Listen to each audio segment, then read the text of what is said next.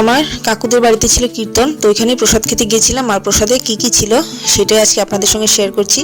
প্রথমে কাগজের থালা, লেবু লঙ্কা পড়ে গেছে, তারপর সাদা অন্ন, আর দিয়েছে হলো কচুর শাক। প্রসাদকে ভাত বলতে নেই তাই অন্ন বললাম। কচুর শাক দিয়ে লেবু দিয়ে চিপে খেতে দুর্দান্ত লাগছিল। আর কচুর শাক কিন্তু আমার ভীষণ প্রিয়, তার আরেকবারও নিয়েছিলাম। তারপর দিয়েছিল হলো শুক্তো ডাল, উচ্ছে আর চাল কুমড়ো দিয়ে, আর সেটা দিয়ে বেগুন আলু ভাজা দিয়ে লেবু মেখে খেয়েছি, দুর্দান্ত লেগেছিল। ডাল দিয়ে এরকম লেবু চিপে ভাজা দিয়ে খেতে কিন্তু আমার ভীষণ ভালো লাগে। আপনাদের কার কেমন লাগে আমাকে অবশ্যই জানাবেন। তারপর দিয়েছিল হলো লাউ তরকারি শিমের বিচি দিয়ে। তারপর দিয়ে দিয়েছিল ছোলার ডাল। ছোলার ডাল যদি আমি একটু ভালো খাই না, কিন্তু প্রসাদ বলে নিয়ে নিলাম। আর তারপর দিয়েছিল হলো লাবড়া বা ঘ্যাট, যেটাই বলুন, ওই পাঁচমিশালি সবজিটা আর কি।